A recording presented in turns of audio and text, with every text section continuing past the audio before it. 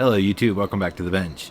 Today we are looking at the CZ83, chambered in 380. You might note from the markings, it is actually a Cal 9 Browning. So the 9mm Browning is also known as the 9mm short, 9mm Kurz, K-U-R-Z in German, or the 380 ACP. All the same round, invented by John Moses Browning back in the day when he invented everything.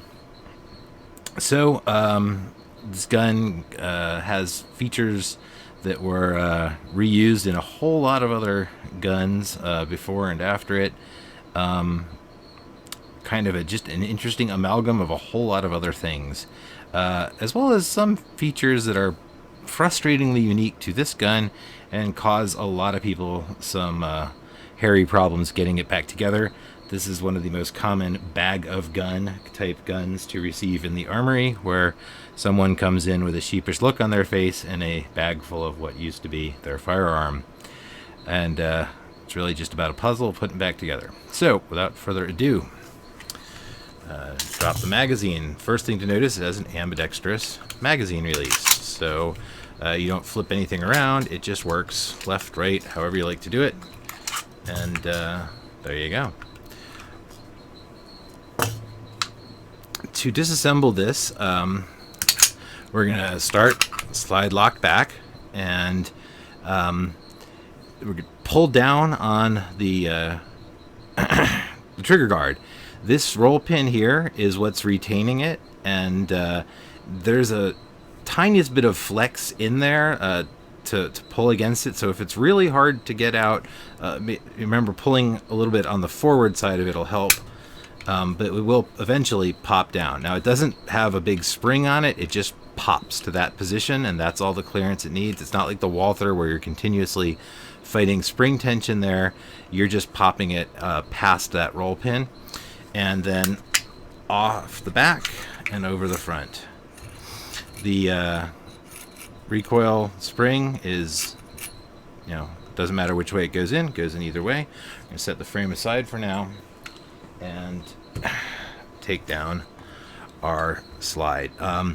This is about as simple as a slide could possibly get. There are no safety features. There is nothing special or interesting. It is an extractor pin. There's going to be a spring under there, a firing pin spring, and a back plate. There's no firing pin safety. None of the safeties built into the frame have anything to do with what's going on in the slide, and so that makes assembly and disassembly of the slide anyway just about as easy as it can get. The firing spring is kind of crazy long. Not sure what the whole reason is. Basically it nearly bottoms out when it fires, and it's almost completely compressed. Don't know if that made it cheaper to make or what, but that's how they did it. The extractor, there's a pin. We're going to drive it down from the top.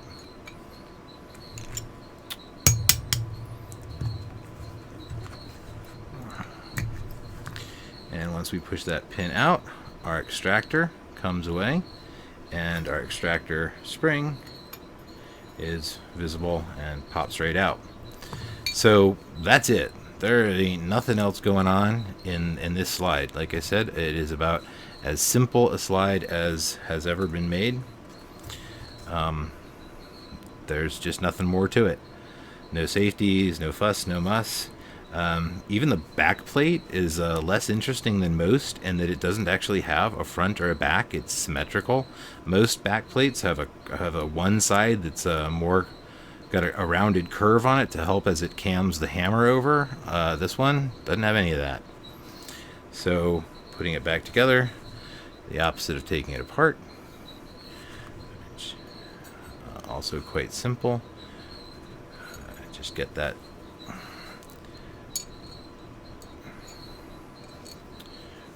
fat fingers don't help. Let's see. Get the firing pin going in there, get the back plate started to the point where it intercepts the firing pin spring, get your punch to slide it in there, and you're good to go.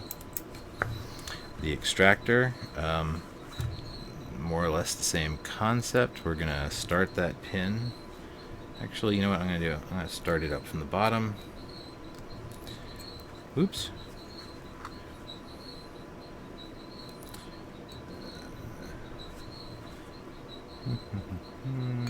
Woo! Fail.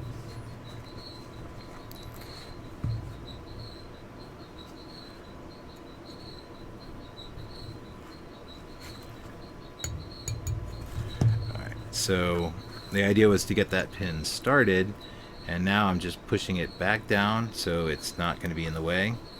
The spring goes all the way to the back. It doesn't actually have a recess hole.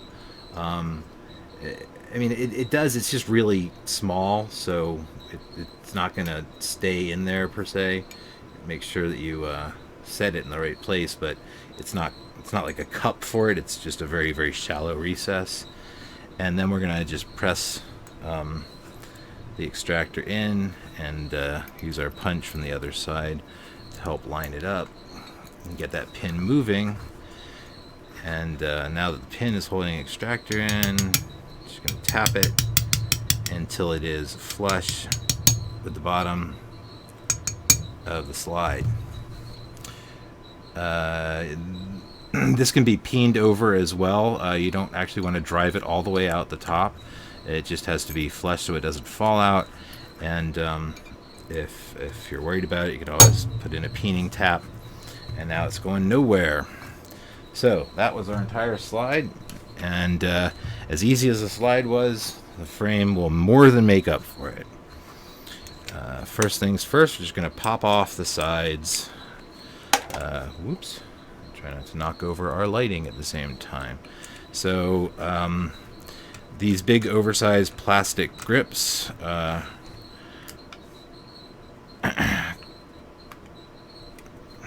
actually holding anything in, just cover plates. Phillips screwdriver in this one. I've seen fancier grips, but it's really hard to make them much slimmer. They look really fat, especially up at the top end where they seem to have more plastic than they need to. But if you actually check the width of the side, they're not so big. The gun is just contoured because it's getting around that beefy double stack magazine, because this holds a crazy high number of rounds. I don't remember what it is. It's like 15 or 17 rounds. Something crazy for a 380. Anyway, I'm gonna set those guys aside. And now we get into some of the nutty bits. Everything on this gun is ambidextrous except for the slide stop. So the safety is ambidextrous. There is no hammer drop. There is no safe way to drop this hammer, short of pulling the trigger and guiding it down, which hopefully everyone realizes is never something that can be made safe. So just be careful about that. First thing we're going to do, put the hammer in the forward position. We're going to drive out this pin at the bottom, which is holding the hammer strut and hammer spring. And once that pops out, see how it has the rounded end that's just contoured into the underside of the gun. This is a trickier part. It's under a significant amount of pressure, more so than most. And it is angled so that when you're putting this back together, there is a forwards and a backwards, and you have to have it right. The actual cup for the hammer spring just holds the bottom of the spring in place so it can't walk around. Hammer strut's not going to come out till later, till we can get all the goop out the top. Let's see. Since we're here, I'm going to knock out the magazine retention mechanism, because it really isn't under a whole lot of pressure at this point. Oh, nuts. I just dropped that pin into a box of rounds. A big box of rounds. Alright.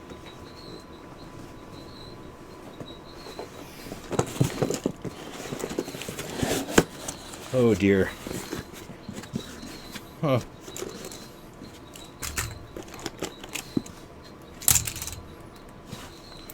Laugh it up.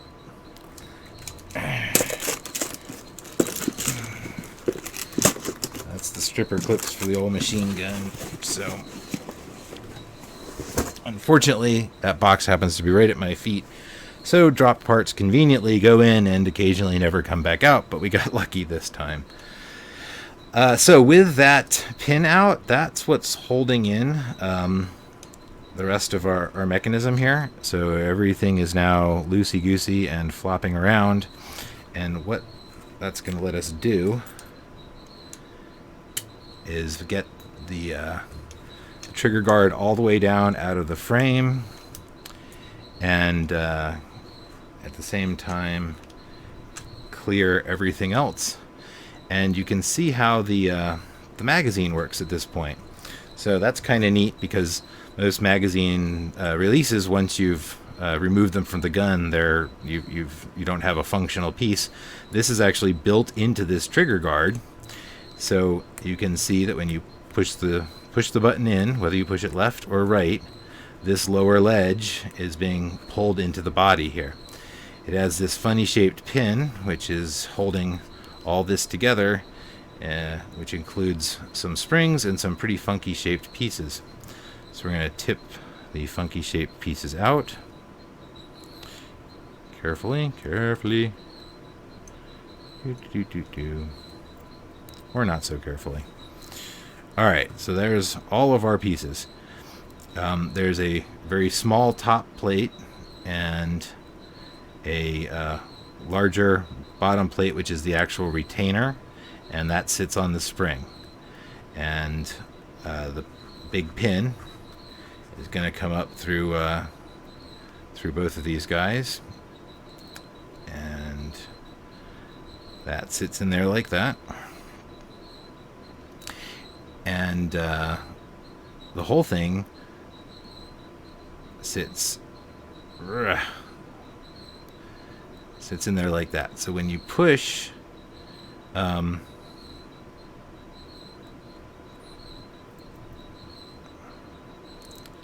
to hold all this still at once, and I'm pretty much failing.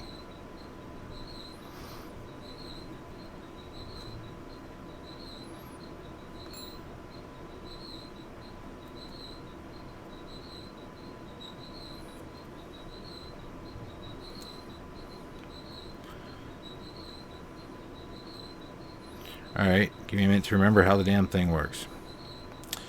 So if it's in here like that, and I'm going to... Oh yeah, that's how it works. Alright, sorry, took a minute to remember what was going on. What you have with these two pins is there's a big hole in the bottom one and a smaller hole in the top one that sits atop it. And the way that they're shaped, what's going on is that if you take this middle leg of the smaller one, and if it rotates to the left or to the right, it's going to actually push back on the other piece. So that, remember, the spring is going to be on this long tail back here, and what we need to make the magazine work, magazine release work, is this is going to simply cam. As it moves left and right, it will cam that piece back against the spring. So that's what's going on. In the way that is moved left and right, is that little piece sits in that groove of the magazine release itself. So as it moves left and right, it's going to take that pin and move with it and rotate that pin, causing it to force the lower piece to be pushed backwards. So that's the whole mechanism.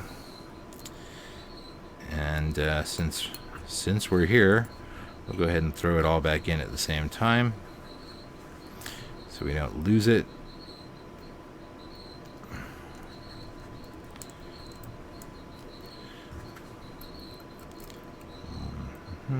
Just lining all my parts up here.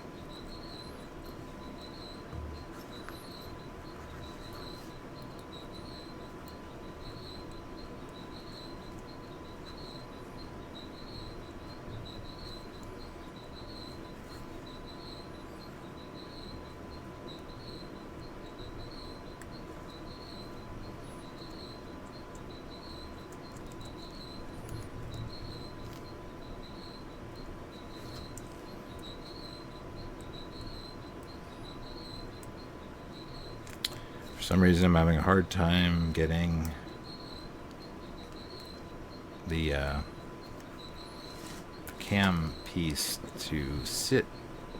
There it goes. Sorry, it sits further back than I tend to remember. So again, once it's in there, pushing on a magazine, you can see the top piece cam over left and right. This side goes back, or this side goes back, and that's drawing the actual release in with it. So that's that mechanism. This pin, not under a whole lot of tension at all. As a matter of fact, you have to it's just this piece itself which puts any tension on it, and it doesn't put any. It slides back and forth, so careful not to lose those, and we'll come back to them later. So what do we want to kill next?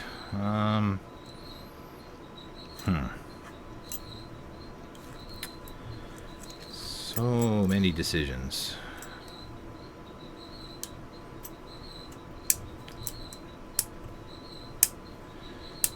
Yeah, I'm thinking we're going to drop the safety off next.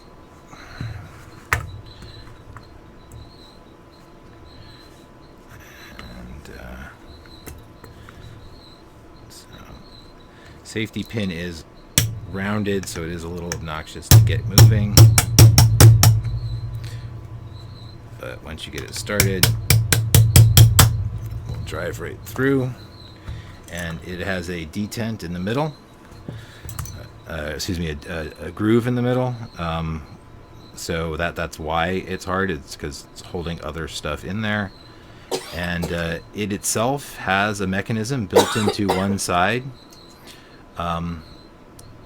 which is putting pressure. So basically, this is what makes it snap up and snap down. This is kind of pretty much an overkill mechanism. You can lift it out, and it's just this flat piece backed by a very tiny spring,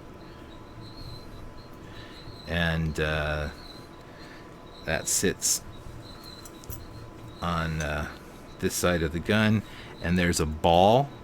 If you look recessed, there's an actual ball bearing in there, and that's what this is sitting against, and it'll just pop either above it or onto it.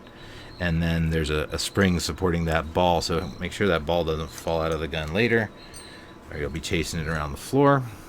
It's actually pretty hard to get out, to be honest, but if you do get it out, it's even harder to get it back in.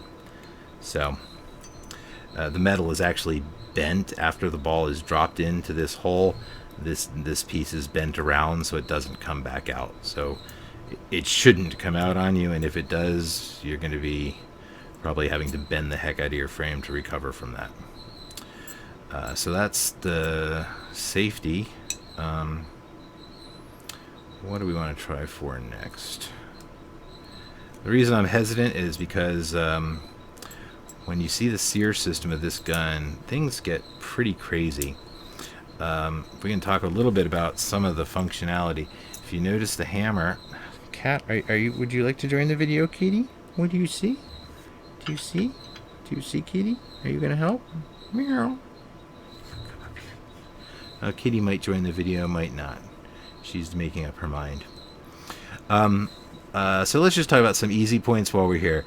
This intruding into the path of the rail is going to be a disconnector. Obviously, it's pushing the trigger bar down. That's what disconnectors do. So that's a pretty easy piece to identify. This big groove in the hammer is actually a safety mechanism. If the hammer is dropping and the trigger is not pulled, this piece will be in the down position and the hammer will bump into it. So it's only when you pull the trigger as part of the trigger pull that this rises up. So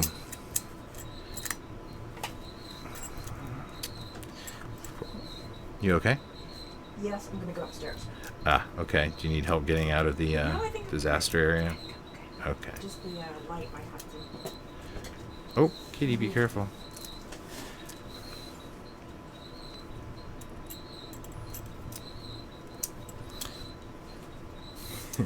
Sorry. Motion in the video room.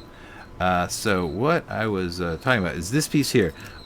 When it's in its upward, its highest position, then the hammer can actually come forward.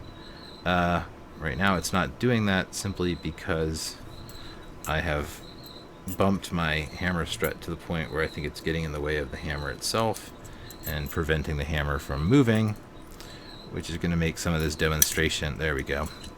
So when the trigger reaches the end of its stroke, that safety lifts up, which means the hammer, it'll fall into the groove of the hammer, allowing the hammer to come far enough forward that it's not going to. So we were talking about, not having a hammer drop. The reality is that if you hold on to the hammer when it's got when the whole thing's assembled, and then you let go of the trigger, if you then just dropped the hammer, because the trigger is no longer pulled, it would actually safely drop. So it's one of the ways that you can lower the hammer slightly more safe than others.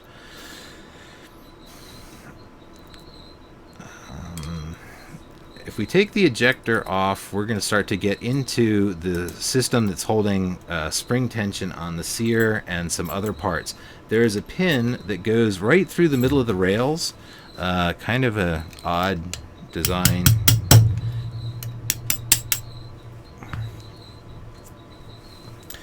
Now, that was not the best example in the world because two pins came out at once. This is the pin that sits in there, and it's holding the ejector in, and it's also holding pressure on some springs under it. And the other pin that fell out is this guy here on the side. And sometimes to get these out, it helps if you actually push down on the ejector to relieve some of that tension. And he'll slide out, and then he's got a counterpart on the other side that we're going to get out eventually, but that one doesn't intrude all the way into this block.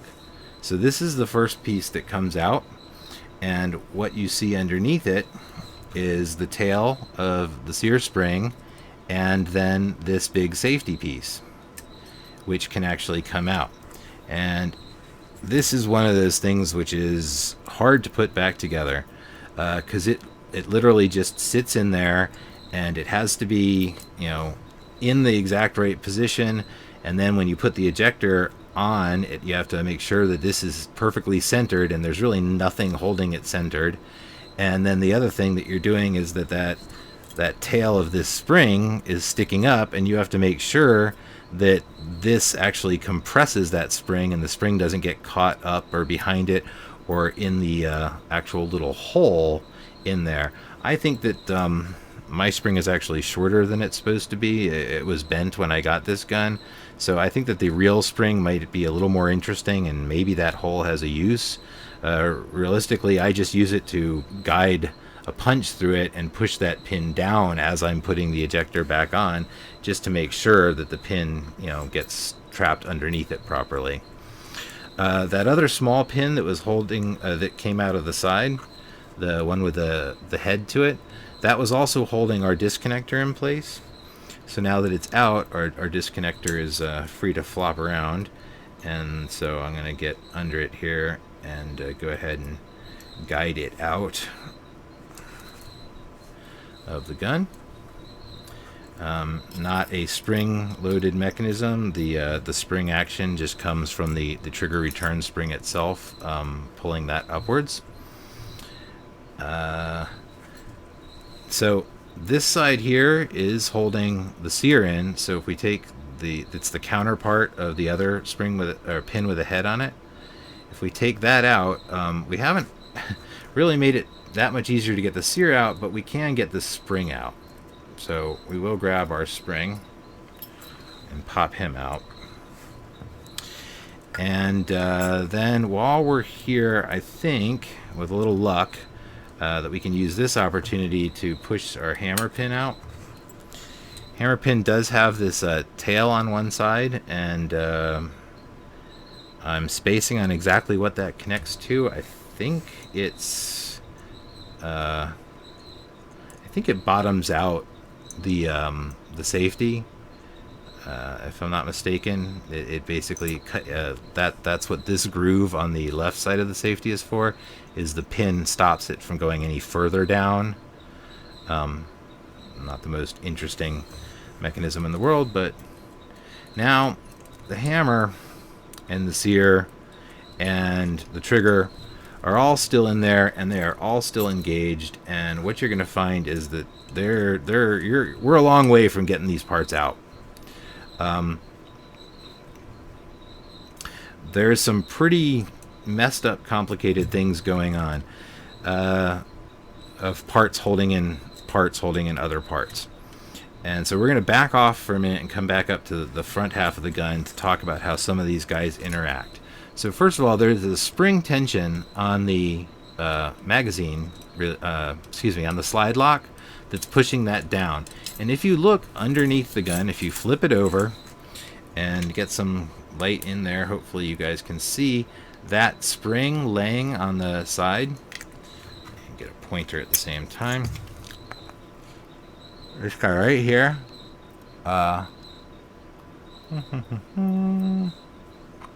So that spring, that's going straight into a hole in that pin, in the pin that goes through, and that's providing the tension. It's literally acting more like a leaf spring than anything else. So it's just a wire going into this. So when you lift this up, you're actually bending that wire, and then the wire wants to spring back to its normal straight shape. And the only thing holding that wire in is the roll pin that is also the takedown mechanism. So what we're going to do is we're going to find our roll pin punch. Hopefully we have the right size. And we're going to start that moving out of the gun just on the side that's holding that spring in, so that we can get the spring off.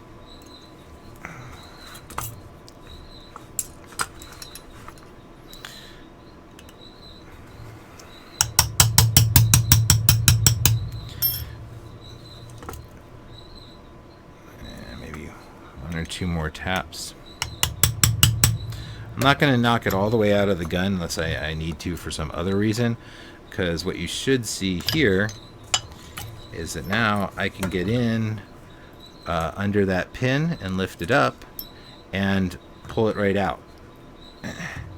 And as you can see, it is just a right angle here where it goes into that tiny hole in the frame, and then that roll pin sits here on top of it just to keep it from falling out.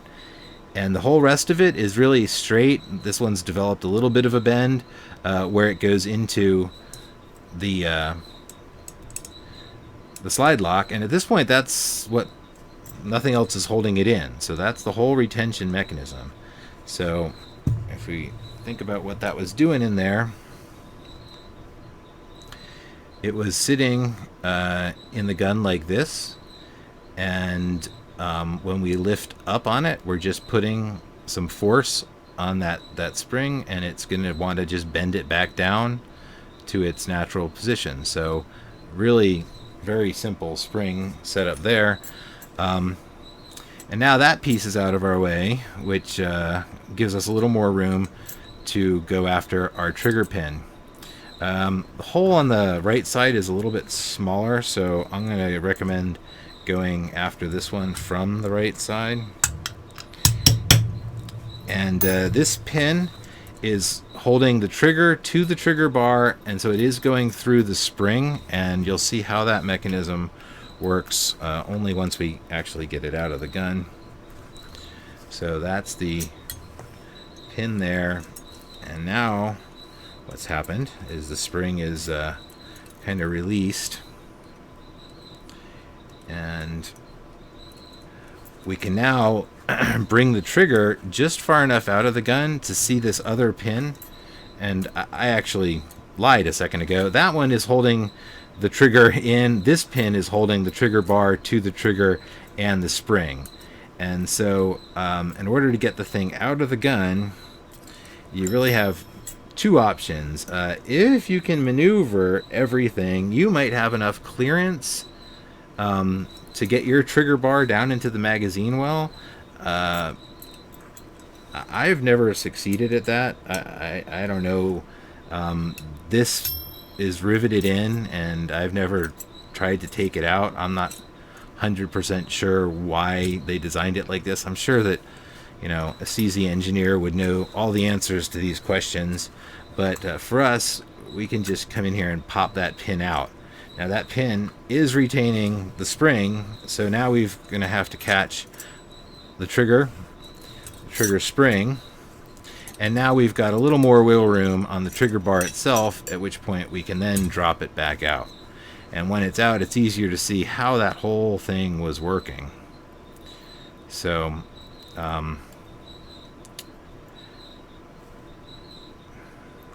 oops. Basically, there's a hole in the trigger, and there's a hole in the trigger bar, and each of those holes is going to hold one leg of the spring. And just trying to put it all back together like that, and they both line up. Is that the hole they line up with? Can't remember which one they line up with. Yeah, it's the lower hole. There we go. So when everybody's in place, this pin goes in and holds the whole kit and caboodle. So what you'll find if you put that pin back through is that the trigger, when it's in the gun, is going to be under some pressure this way. That spring wants to return the trigger bar to its utmost position, which will do two things. It's going to always keep the trigger bar coming up, and it's also going to always push the trigger to its returned forward position. So it does both of those things at once, and so that's both your trigger return and the connection force to keep the trigger bar lifted up until something happens causing a disconnect. Now if you look back here, you're going to see some crazy machining. You've got cuts after cut after cut, all different heights, all different positions. CZ engineers are crazy geniuses. Not sure which they're more of, crazy or genius. The sear itself, we hit a point where we can get the sear out, and I think that point is now-ish. Yes, the trigger or the hammer can flop forward, which gives you clearance to get the sear out, and then the hammer itself comes out forward, and that's because of this crazy tailpiece. Now, some of these pieces that are dropping out here are why this gun is such an interesting challenge to take apart and put back together. So trying to restore this piece to where it is normally in the gun. There. So, for demonstrating this, I'm going to take the hammer strut out now just because it's getting in the way. So this piece, there's a recessed, there's the actual hammer pin hole, and then this has a pin that sits in the recessed one. And to get in the gun, you're going to lift those pieces up so that they're very close together, and put them in at the same time, and find the right depth for that to go back, and then you rotate it into place. You can't pull this out the back of the gun because that front end piece, and you have to forgive me because I've forgotten which is which. I'm pretty sure that's the trigger pull for the double action stroke, but I'm not 100% sure which is which yet until we start to get into functionality. If I slide the hammer pin back in just to hold things in place, what you'll see is, yes, something pushing back on that would push the trigger back. So I'm pretty sure that's what it is. That's the double action trigger. But even with the hammer pin out, it can't come out through the back. They just didn't mill enough room. So the hammer can fold over front ways and still can't come out because they're attached, but they can both come out towards the magazine well and then lift out. Likewise, the sear, it can either once that hammer is in that back position, or it's flipped over forward, then it's out of the way enough for it to clear the sear. When it's all the way in there, its engagement with the sear prevents the sear from coming out. But once the hammer is flipped up like that, then the sear can actually drop down. So if we look at some of the crazy angles here, we can see some of what goes on. This is the actual sear hammer engagement for the single action is right there. So like all sear mechanisms, something is going to rotate this sear counterclockwise, allowing the hammer to pop forward over it and come home. And then the double action is all going to be on the other side. That sear does have a little tail there, and that's where we're starting to get into, well, what's all this crazy stuff on the trigger, and how is, what engages with what. So if we can try and put some of this back together for demonstration and see if we can just get it to line up roughly where it would be in the firearm, we might be able to show how some of this works. Sometimes this technique works, sometimes not quite. So, well, not if you put the hammer on upside down. Genius. Alright, so here's the first bit of the mechanism I was talking about. That's the normal hammer sear engagement. So something is going to come along and push the bottom of the sear up, and that something is this correspondingly rounded piece just off center in the trigger bar. Will bump into that, allowing the thing to come forward. For the double action, that's going to operate on the funky leg on the far side, and I'm trying to remember how this thing sits. Does it sit all the way over the trigger? Oh boy, might have to actually put this back in just to figure that out. See exactly where it's... Oh, I bet it sits right there. Yes, that's what this mechanism is it's going to sit there as we pull the trigger. Let's see, this one actually... No, this is good. This goes the other way. This has to push the hammer pin to actually make it work. Let's put this back in for just a second and see if we can't logic our way around that double action pull. So if we get our hammer and slide the hammer pin in temporarily, and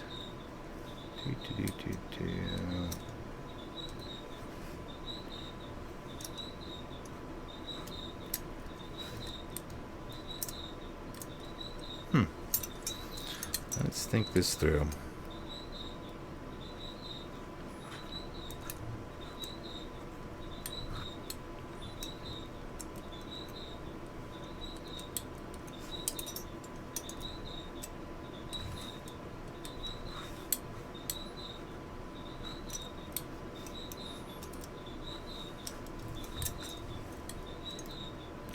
Well, now I got the damn thing stuck, so let's not do that.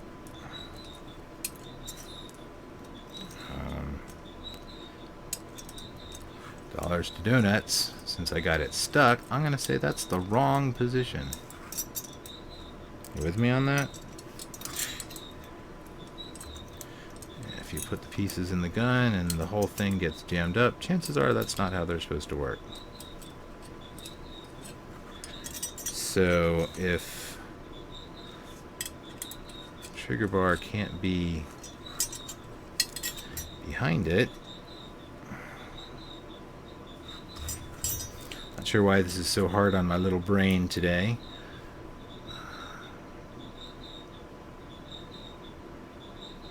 It's gonna push, something has to push that bar back to cock the hammer. So that means whatever is doing that, I would think would be pushing... it's not actually pushing on the back of it. it's got a secondary sear surface on the bottom. That's what she's doing. And my guess is that that actually rides right on. Yeah. Yep. What's going on here is that guy is riding. Yes, this surface here is going to push back. So it's this leg, this short side, is actually catching the back side of that piece. And when you pull the trigger, the trigger will push that guy back, and then something else will bump into it and cause it to roll off, and that'll give us our double action. So that's our other sear surface, is this right here. So one is on the sear itself, and the double action sear, this is going to not only push the hammer back into the cocked position, but presumably something will cause the trigger to drop off of that at some point in the pull, and that'll give us our firing. I'm wondering exactly. I guess we had taken the trigger out before we took the hammer out. So if we're putting it back together, we would say put the hammer in into its groovy slot. And if I stick the hammer pin in at this point, and now I put my trigger in, my trigger bar in, what I'm going to be looking for is to come up.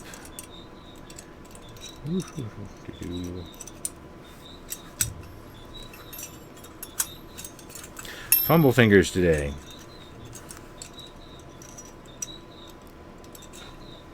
There we go. That piece is going to actually come up. Yeah, right under that. Exactly. So, yep. That's what's going on. Trigger pull causes the bar to come back, and what does it bump into? Ah, look at that! Remember this mystery ledge? That's what's going on there. There is a ramp cut in the side of the trigger bar. Talked about all the crazy milling. Well, what it's going on against is this shelf here on this plate that's riveted into the gun. That causes it so that when the trigger bar is being pushed straight back, it actually has a ramped surface that's going to catch it and cause it to move downwards, which means it's going to drop off of that secondary sear position. So while we've got it coming back, the hammer is being pushed back by the trigger. But now we start to run into said shelf, and as we get too close to the end of that shelf, we're going to hit the point where we dropped all the way off. And boom, the hammer comes forward. So that's our single action and double action pulls. Oops.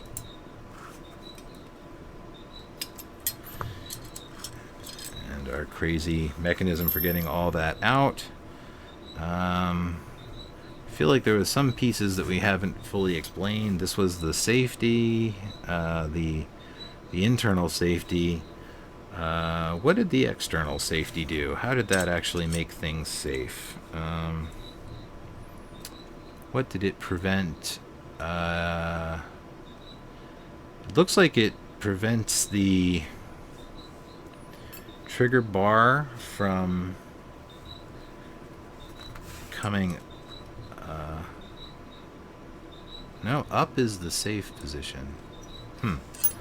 Let's tap that into place just a little bit so we can kind of get the angle of the dangle. Let's think about what's going on. If that's up, we're not going to be able to fire the gun. So what does that do in the up position? What does that interfere with?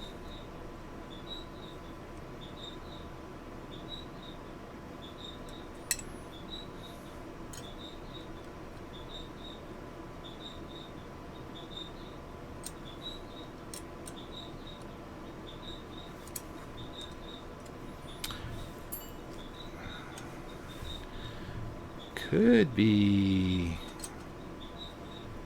interfering with that sear.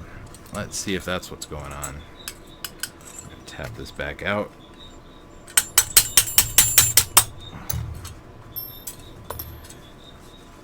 If we put our sear in place, it's handy dandy pin with a head. So if we pop that back in,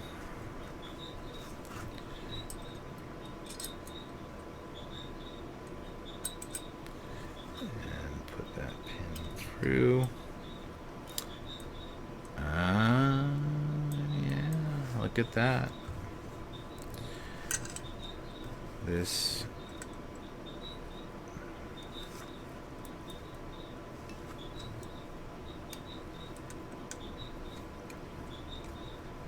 the safety is in the up position. Yeah. So see how far the sear normally moves? When that safety is in the up position, it can't move far enough to actually do that work anymore. So that's what it is. It is a sear blocking safety.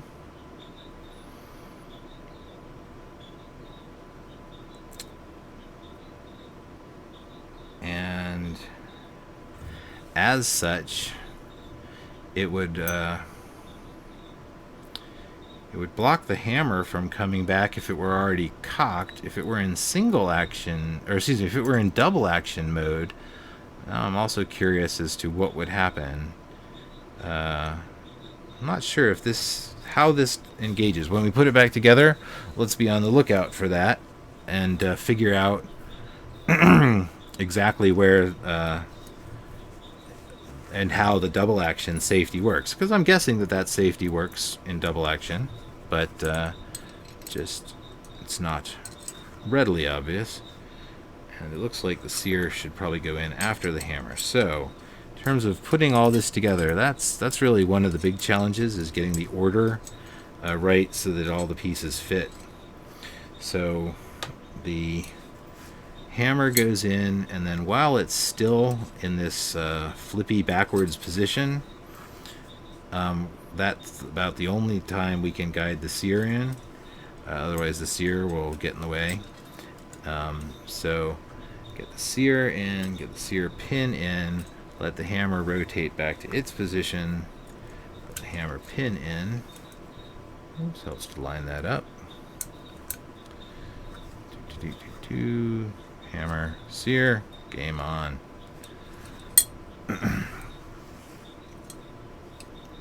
Oh, like the rocket scientist I am, what did I fail to do? I failed to put in, ta-da, yes, everybody's favorite piece. Without a hammer strut, a hammer don't do a whole lot. I think I forget that on almost every demonstration.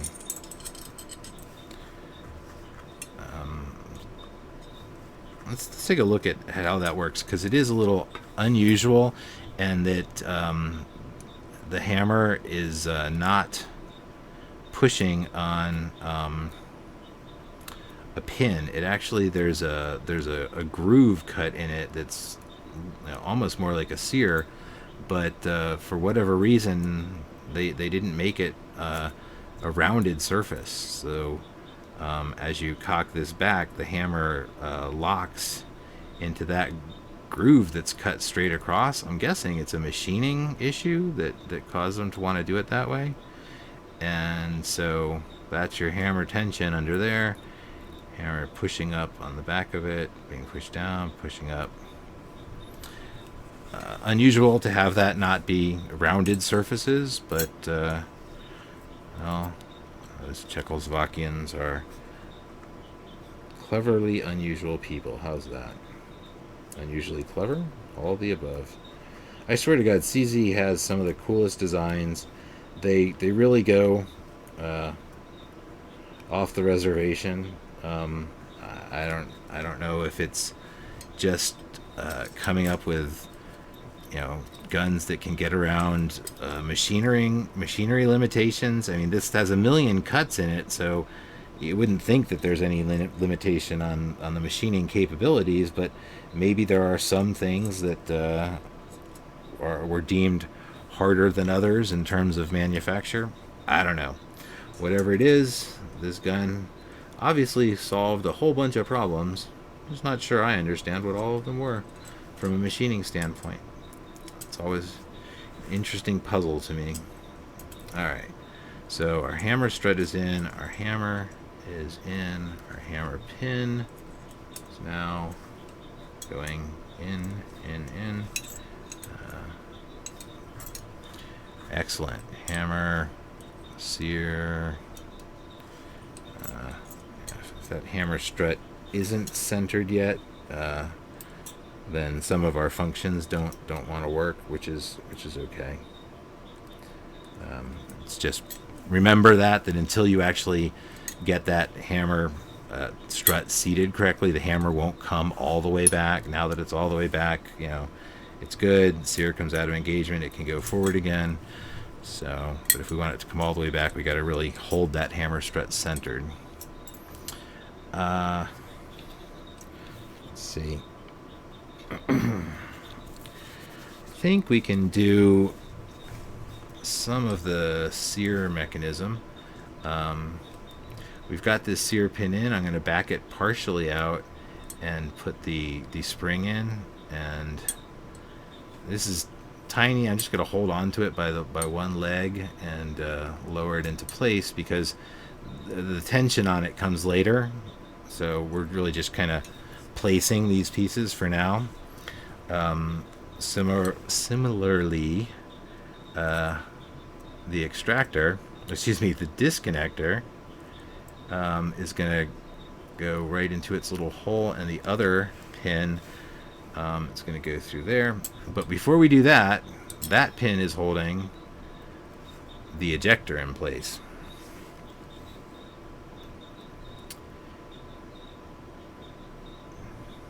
What I'm waffling with right now is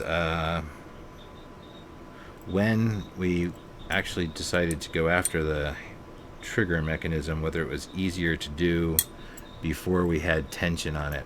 I'm going to try and put the trigger back together now as opposed to waiting any further. And I'm guessing if I pop the sear and let the hammer come forward, that'll probably give me the best clearance. I'm going to go ahead and get this in here, and right side up would help.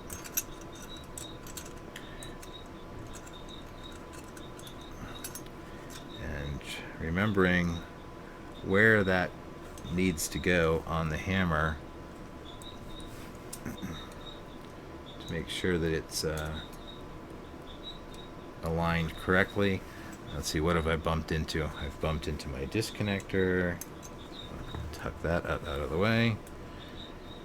And make sure. Yes, there we go. So now we're over the hammer, we're over the disconnector.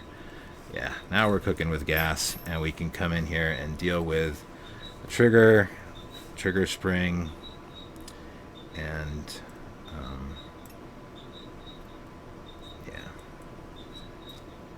oops. So, as I mentioned, this goes together, and that pin has clearance just barely when it's just on the outside of the gun here. So when you're reassembling it, kind of got to line all that crap up at the same position, which means you're going to set this spring in the one leg. You know what? I think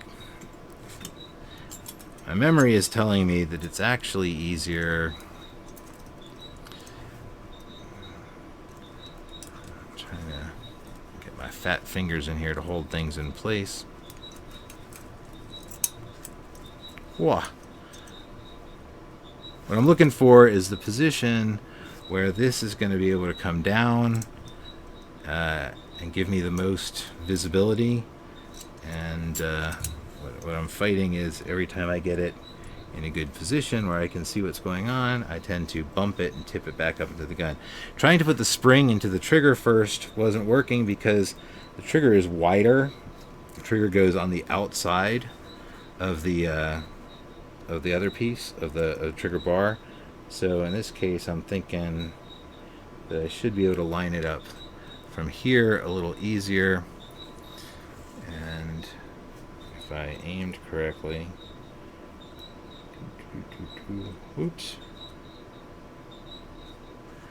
I should be able to get this pin, ta-da, right back in, and check to make sure that both legs are caught. Still working that pin there. There we go. That pin should be nice and flush because it has to tuck up inside the gun. So if it's sticking out on one side, you're not going to get that tuck done. But once it's together, that's what holds it in place. Our trigger pin was eeny, miny, moe. Yeah, I'm pretty sure this was him. And there was a wider side of the firearm and a narrower side. Now I'm measuring things in my head and getting my numbers wrong. I didn't pay attention to which pin was which, so holding them up against the frame, yes, actually this longer one is my trigger pin. It's unfortunately not tapered or anything handy like that, which means I just got to line this guy up and get it started the old-fashioned way, which means I might even get it started a little bit into the frame over here.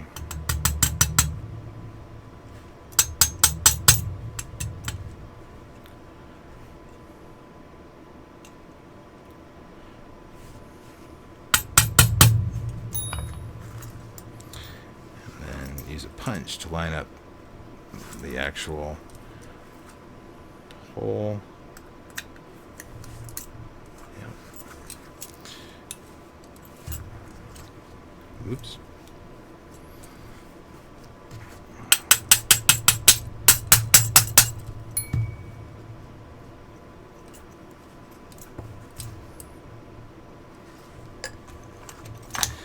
Never enough light to see this stuff.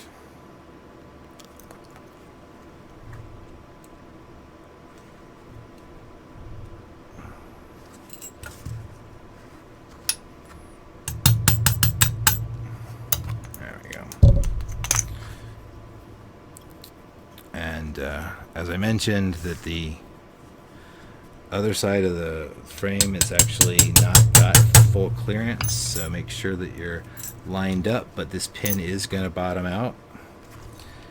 So, oops.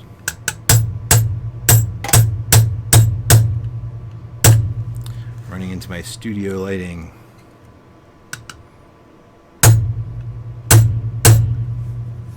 Ta-da!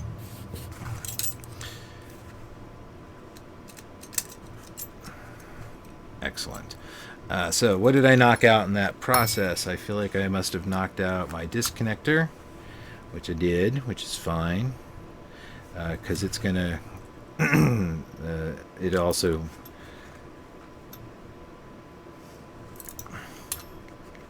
it's going to hold in the other part, so we didn't have it firmly in there yet. Anyway, we can start this pin in.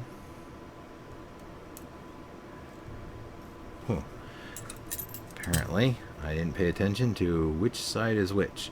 So there's a flat on the disconnector so that the pin will lock it in place to keep it from popping all the way out of the gun.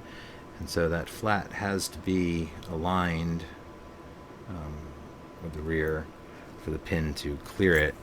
And if you look at it from here, I've rotated it a little so you can just slip that into place. Now we're going to have to back that pin out for this next step. And the next step is kind of a doozy. So I'm going to try and buy myself some clearance with the hammer. Getting it all the way back there. Sear is going to get bumped around in this process, so maybe it'll hold for a while, maybe it won't. And this is just where things get crazy because of the number of things that have to line up. So this piece is, whoops, the ejector is going to go in, and sit there. But the safety has to go in first and stay there. Now the safety straddles that tall. This is that tall middle leg of the trigger bar, and that the big hook on the bottom is what's going on there. That straddles that piece, so it sits in there like that. This spring has to be laying just in the safety side of it. So, excuse me, I said that wrong. Let me get the view here. If you see the brown is the sear, and this spring, you don't want it to be laying over to the side. You want it to be just laying there. You can get it over like that. That's not good. It has to be down, flush in that valley in the sear. And then our safety is going to lay just kind of in there, and gotta get that pin backed out of the way. And then our ejector, again, remember which way the ejector faces or it ain't gonna work.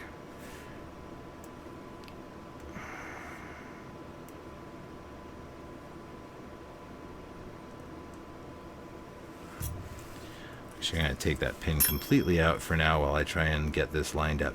This is the trickiest bit of the reassembly, and I've heard different pieces of advice on how to get it done. One of them is to say, try and get these guys to sit together and go in with them as a unit, and sometimes that'll be easier, and so we can give that the old college try. And offhand, I'd say that worked darn well. So I'm feeling like a total failure because that just fell right the hell out. You know what it is?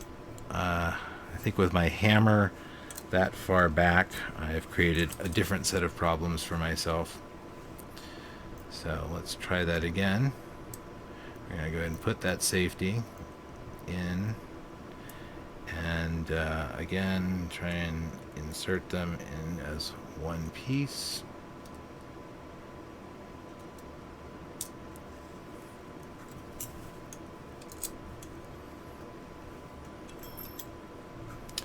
Oh, I do believe that might have gotten it.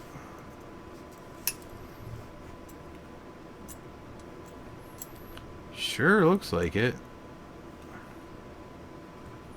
Disconnector. Everybody's in place. Yeah, well, that's a winner. Winner, winner, chicken dinner. So the other thing that's holding that in besides the disconnect is that pin. So once that's started, you've got a much better hold on it. And remember that it is in the rails, so don't damage the rails as you tap this through. And just going to eyeball it to make sure it's centered. And that'll keep it from running into the rails itself. Now we should actually have tension on our sear too. So again, so long as the hammer strut is more or less centered so that it doesn't get in the way. That click told us that the sear grabbed the hammer, and the trigger, we should see. I just dropped that pin out. Let's put that back in. Trigger should, look at that, move the sear, and the sear automatically comes back, and hammer tension by hand works.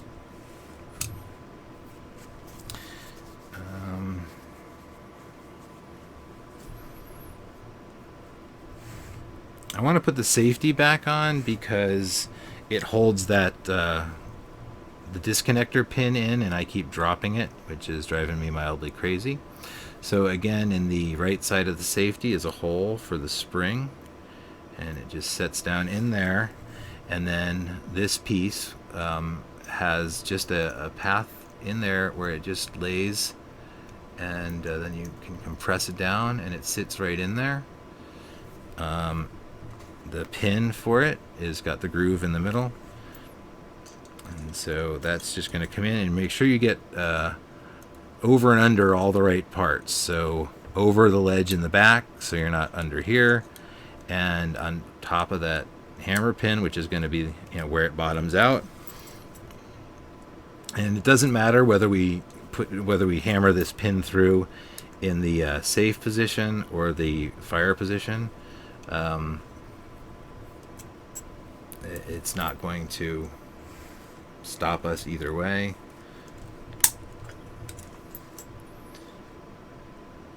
And if I were a betting man, I'd say with the safety off, it looks like it might give us a little more clearance. And I forgot to look while we were in there. We were going to look at that and trying to say why that pin has a groove in it. Is that actually catching on anything, or what's the dealio? And from the looks of it, the answer is no, which means I have no freaking clue why they bothered to put a groove in that pin. It's just a solid cut straight through the body of the frame, and it doesn't intercept anything. It just kind of sits there. So no idea. Again, ask the crazy Czechoslovakian who came up with this gun.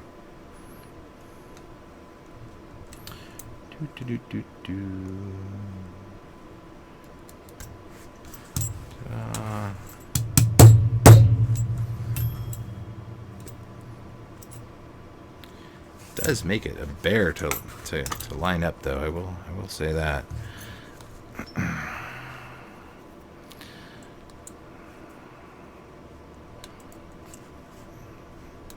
just gonna drive this guy through my finger if I'm not careful.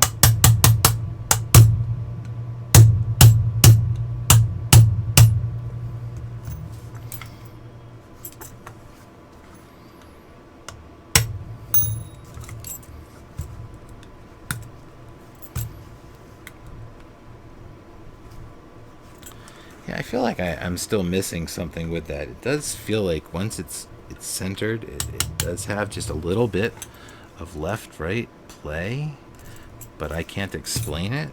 So I don't know. It's mystery.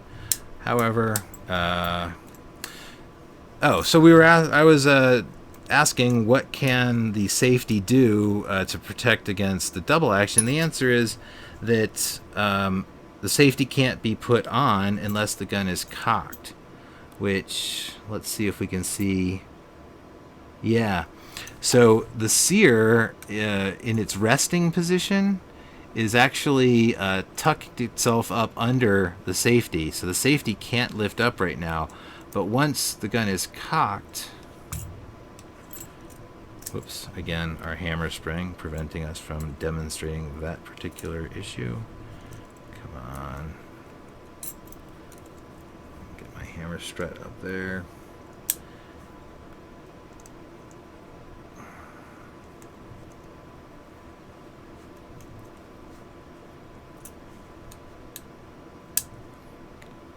So once the hammer is cocked, now, if I'm not mistaken, the sear is far enough out of the way that, yes, I can clear it.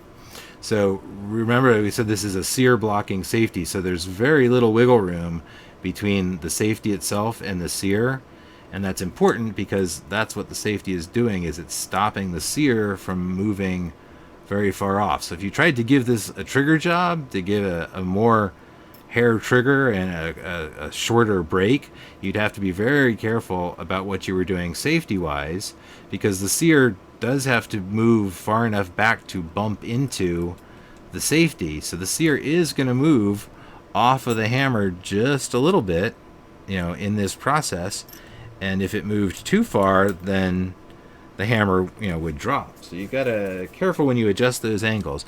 But when the safety is down, if the sear were forward, the safety can't be put on. So there is no safety in double action because you can't put the safety on unless the gun is cocked. So our last bit here was the takedown lever and the funky pin that holds it in place. So takedown lever, go ahead and just set it in there, and you know, in all of our tapping, that roll pin is kind of moved a little bit further back. I'm going to try and buy myself a little bit more room, and this is where it gets kind of tricky. We've got to catch a very small hole in that pin, so we'll pull it out to the side. So you remember that that hole is what this has to, this spring piece is going to, the long end is going to go into that hole, and then the short end is going to drop down into the hole in the underside there. So popping that in, one of these shouldn't be too hard. He said, not being able to see the hole at all, and then dropping it completely in a useless place.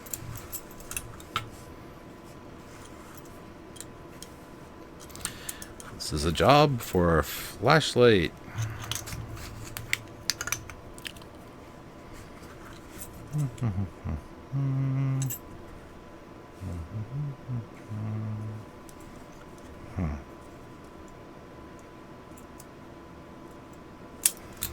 Might be easier with the trigger out of the way, so I'm going to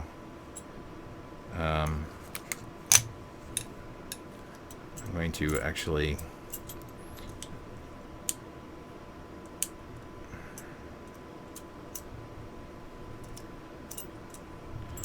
what I was about to say was I'm going to cock it, but if I can't get that hammer strut centered, that's a pain in the butt too.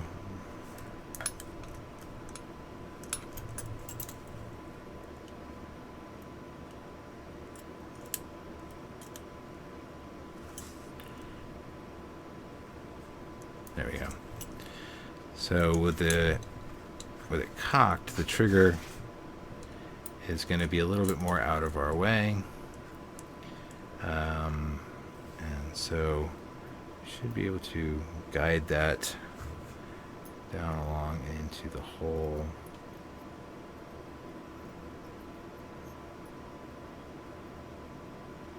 All right, so made it into the hole. Now we just got to rotate it around the right direction. Oh yeah, there we go. So now the fun part begins. So it's just about where we want it. Now if we let up on it, it's gonna pop out. Whoa! And since we have a magnetic punch, apparently we're just gonna make a mess of the whole damn thing.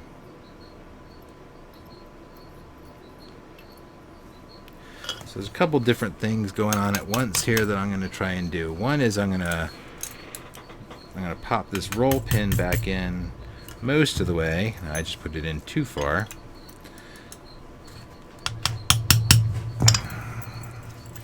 And what I'm trying to get here is just enough room to manipulate the whoops, there we go again. Just enough room to manipulate the spring so that I am ready to just tap that roll pin the second I can get that spring where I want it. And that's really the challenge here. So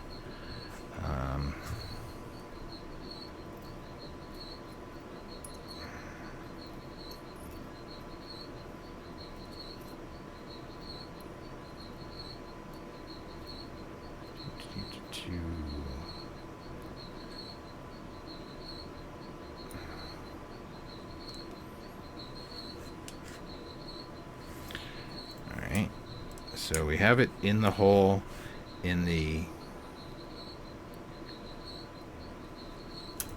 Oh. Yeah. Alright.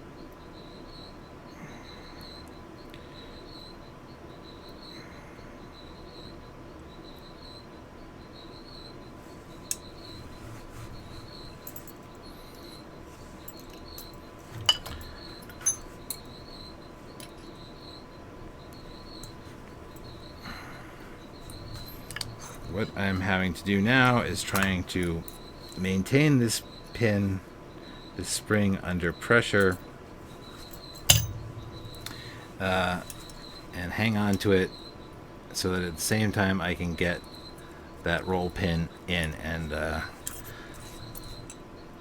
I think I'm doing it dumb. Obviously, if it's taking this much effort and this much struggle, I'm doing something wrong. And so I'm thinking that, let's see, what are some of the alternatives here? I seem to be able to get it started without too much trouble, but then once I have to actually tension it, I'm running into some difficulties. So getting it started, not so bad. So let's see, maybe if I use, instead of just trying to get the roll pin in, maybe if I use a punch on the far side, so that once I am actually into the hole, I can now, that's the clever way to do it. Alright, so now I'm holding my spring down with the punch, and if I can keep tension on it, whoops, then in theory a couple taps and the roll pin should get past it, and it did. So that's the smarter way. Okay, sink that roll pin again, make sure it's relatively flush. Alright, so now, did we catch the spring? We did. We got the spring tension there. So we're cooking with gas. Now, you saw me having some trouble with that hammer, making sure it was lined up, so this is a good time to make sure that we really do catch the hammer correctly in the hammer strut. You can kind of look back there to see if you've got it, and looks good. And remembering which orientation that went in, and you can feel around for whether you caught the cup. And now we've got to just kind of muscle this into place. And what I'm going to do is I'm going to use my smaller punch to catch that hole. And my issue is that I tend to rotate this when I push down real hard with my thumb here. And when that happens, I'm not getting it pushed in far enough. Whoops, sorry about that. Alright, so hopefully I don't break this punch in the process. Whew.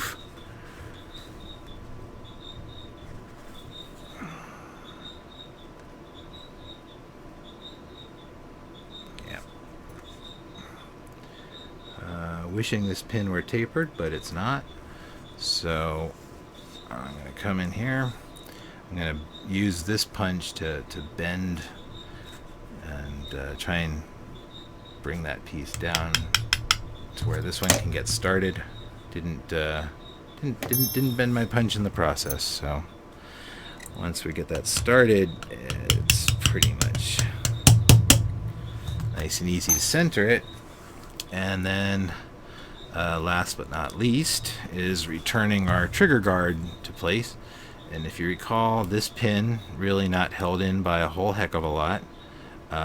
So I'm going to guide all this back up into the firearm.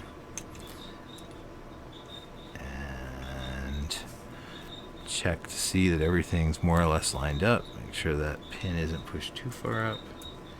Get this pin started, and remember that this pin really is just in there loosely because it's when it snaps over the roll pin that everything is suddenly tensioned. So that pin never really gets a whole lot of pressure. You'll always be able to move that around. It's the grips that hold that in place.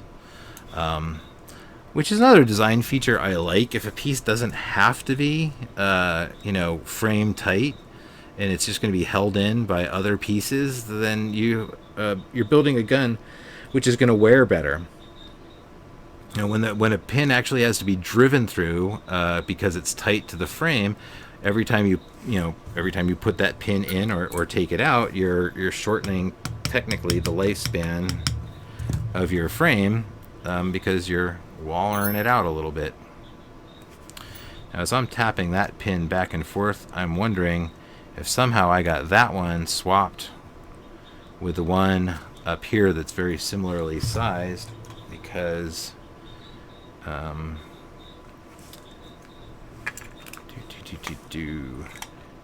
nope, they actually left room for an oversized pin with that hole in the frame, so I'm good. So gun is actually back together. That's our double action, our single action.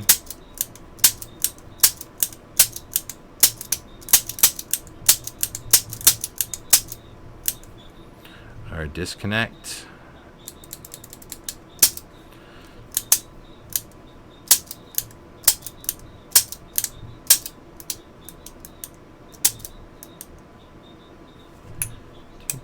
Our safety.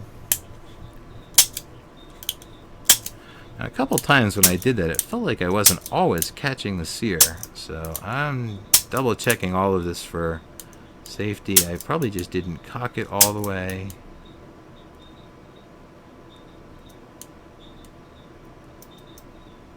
Or alternatively, I might have made one little mistake here, and I think I did. Yeah, this my sear spring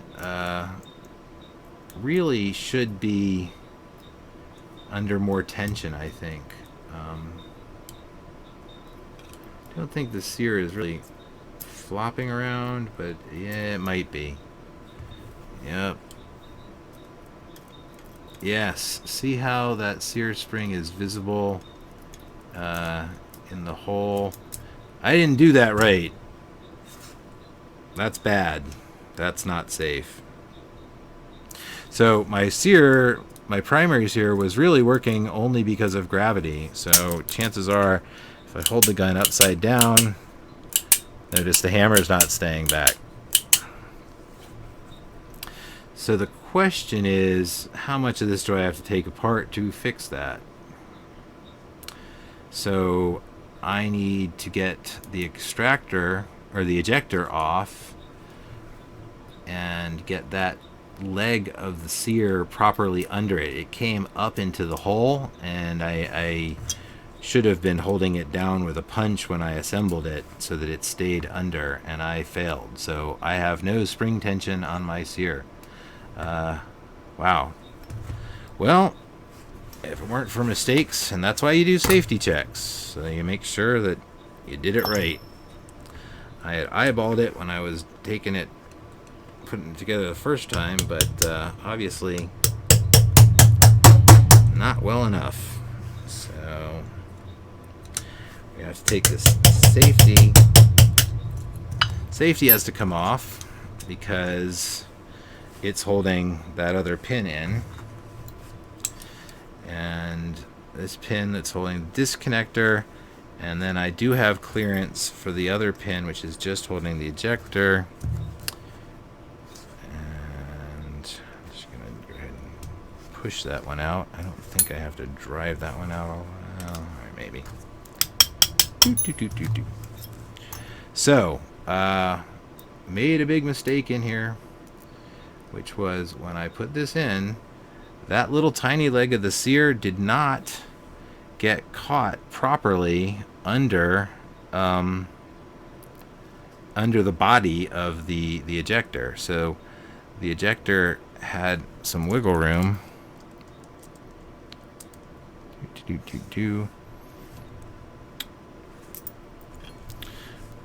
What did I do? I put these together as one piece. Is that the winning combination that I thought I had found?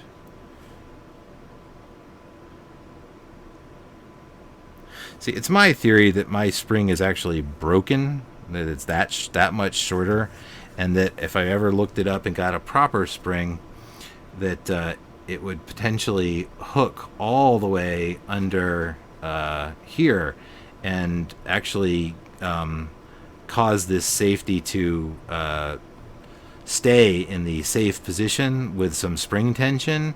I mean, it gets lifted out of the way, but it doesn't really have the spring tension that it should have to stay in the way. And my thought is that based on where and how that's cut, so if we think about the pin that's coming in and holding it from the left side, and we look at how far that pin actually comes in. Oh, no, I bumped my disconnector back into the right orientation so that this pin can slide through. If I slide this through, I believe, but we'll see.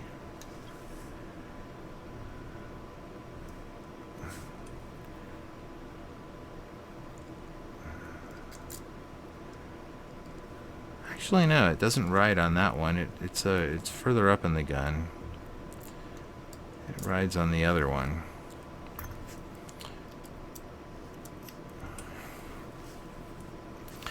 So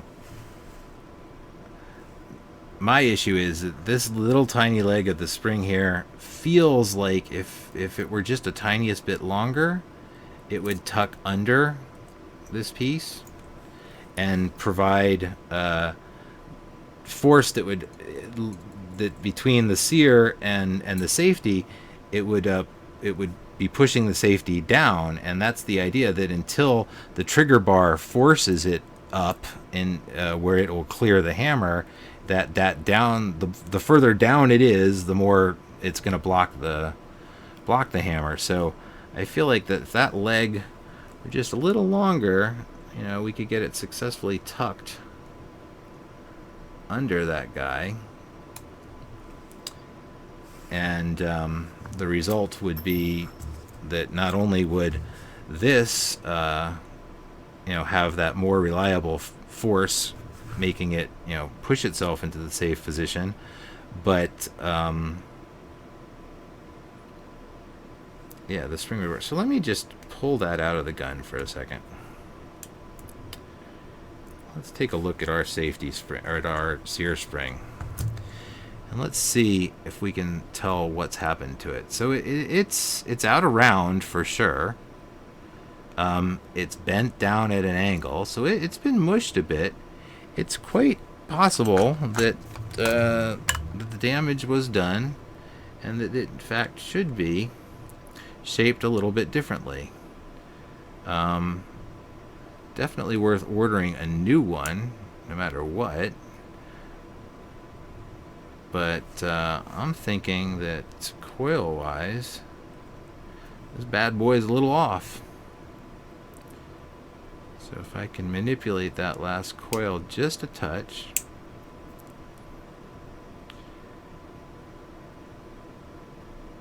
and looks like it's actually got a second bend in it. Like, I think this thing got mangled pretty good somewhere along the way.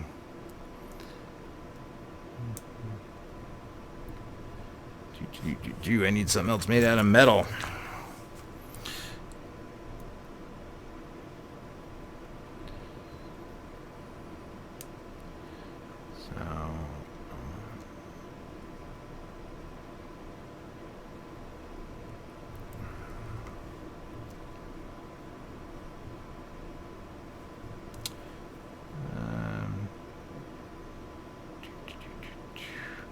Trying to both straighten out that straight leg a little more than it is, as well as keep the coil from getting any looser. I think the coil should be a little tighter. And that leg, I mean, realistically, I think if it were just a few millimeters longer, that would be doing the trick. So I'm going to try and get that coil moved over just a touch. Let's see if that doesn't work.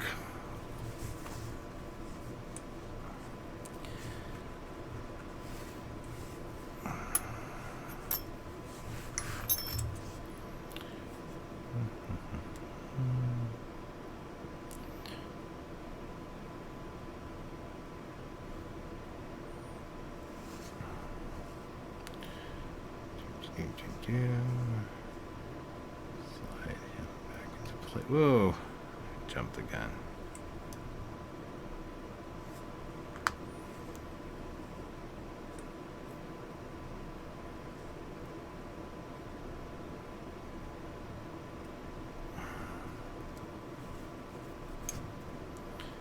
So with that little manipulation, let's see if that guy is sticking out far enough to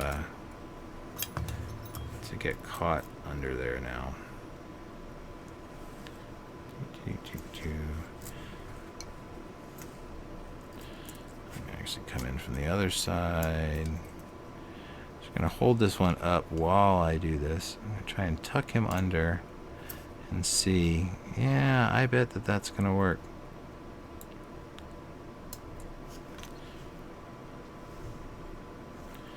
So now that there's tension on that bad boy, that's going to make him more challenging to get back together, which is a good thing because we'll be putting it back together right. So the idea is that as we put this ejector and safety back in, we should get some significant pressure if we line all this stuff upright. If that spring gets behind the safety the way I want it to,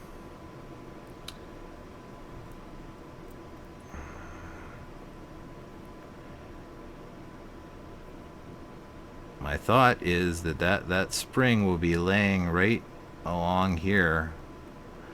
So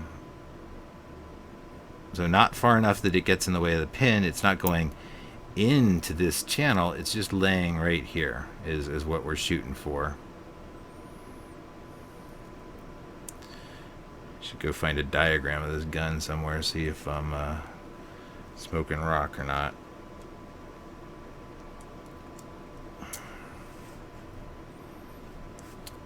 And I think what I'm going to have to do to pull this off is that when I bring this in, I'm going to have something pushing down on that spring.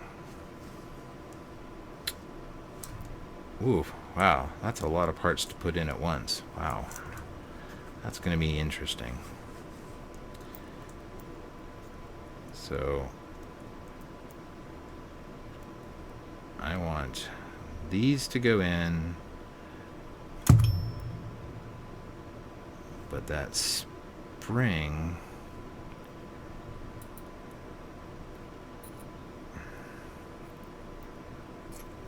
has to be pushed down so that it comes under the safety. So maybe if I hold it like that, I get it started.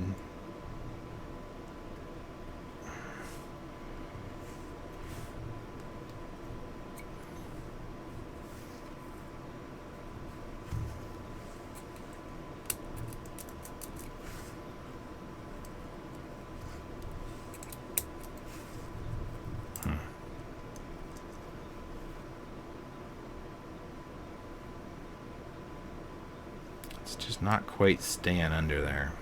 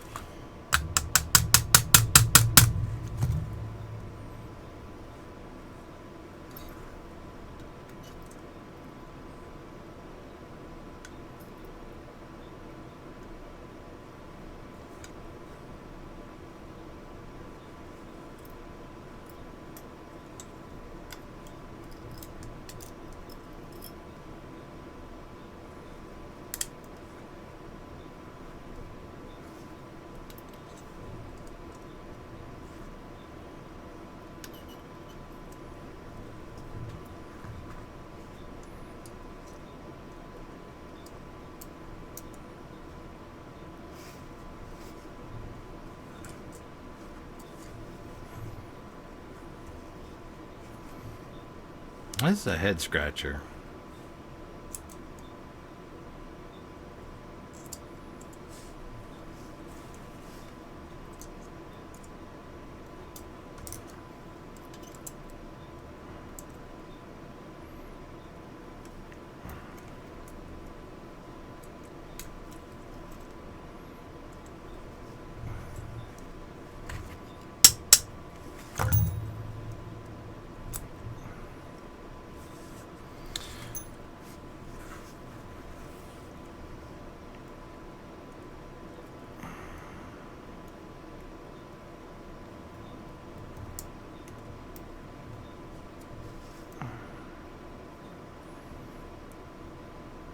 I mean, that's the concept. And then in action, the trigger bar would lift up on that. That spring would have to be a lot longer to catch under there reliably.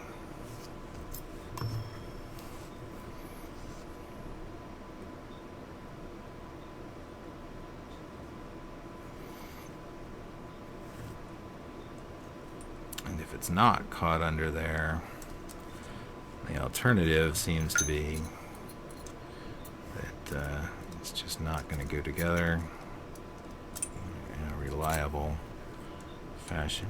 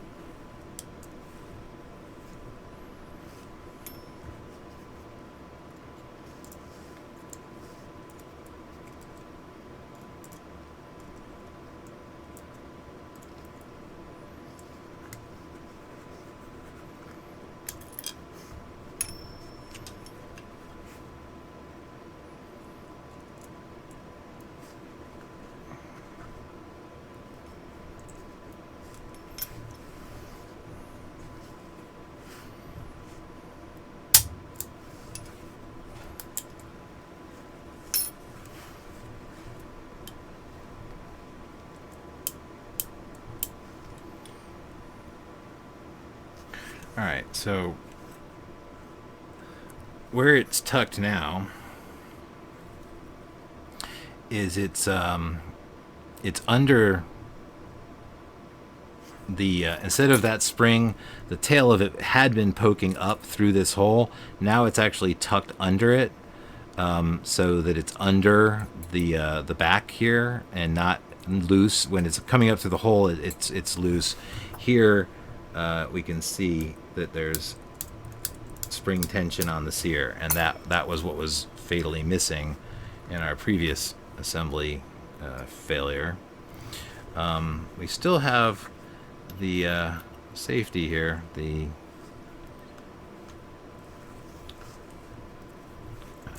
which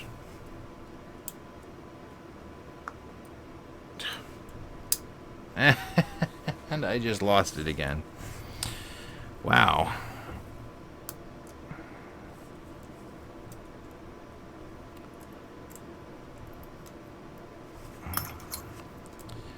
So the trick was in assembling it to get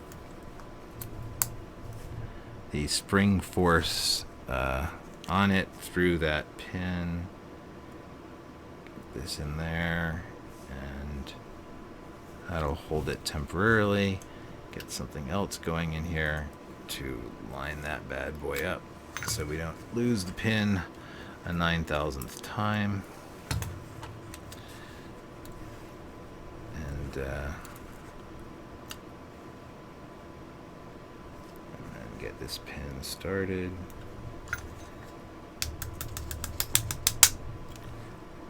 Make sure that we're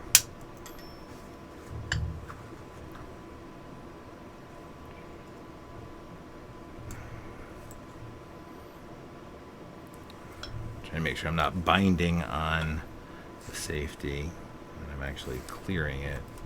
Yeah, I was binding on it. Now I've cleared it. Yeah.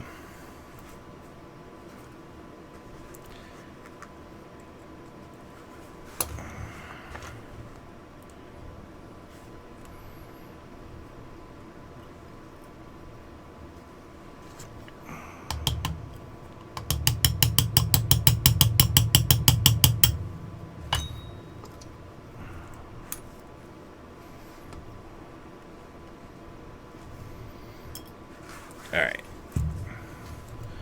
So just gently tapping that so it's centered again. All right, I'm gonna put the safety back on before I drive myself crazy, because if that shoots out of the gun one more time, I'm gonna lose it. I'm gonna look. Wow. All right, I'm losing it. I still don't see what they've done, but somehow this pin does feel like it's auto-centering itself. It's a mystery to me. I'm not going to worry about it. I just want my safety on so that that other piece stops flopping around in the breeze. And once I'm lined up,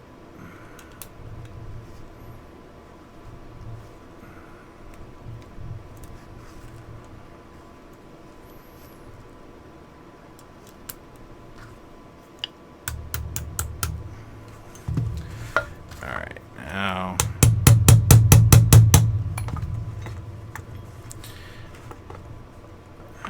that safety pack in there.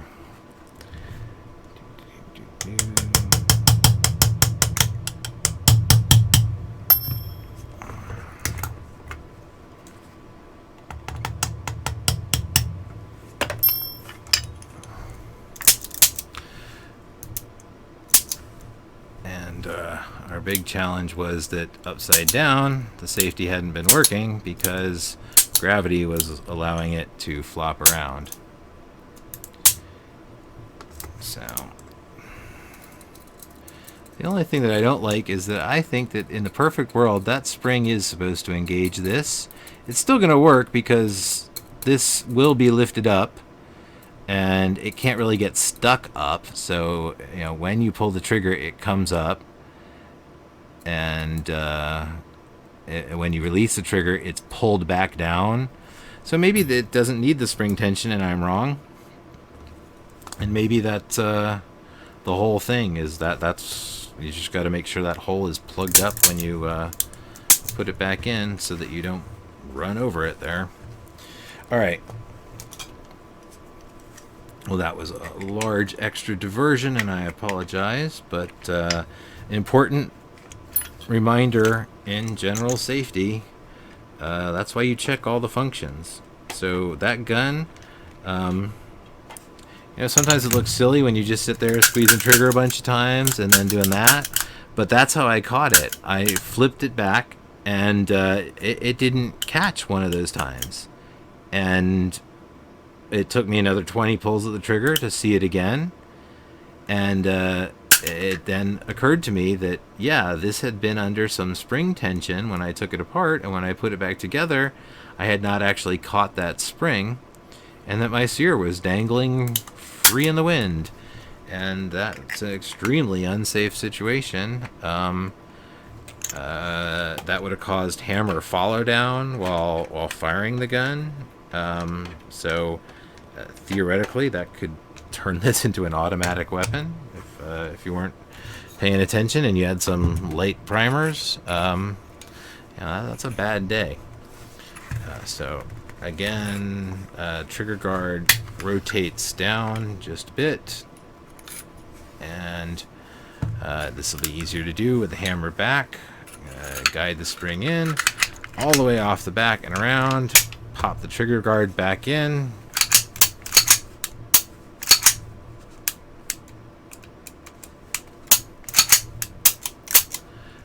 and that is the gun. So Browning, 9mm Browning, i.e. 380, 9mm short, whatever you want to call it. Great little round. How many does this thing hold? I wish I could remember. I want to say 15. And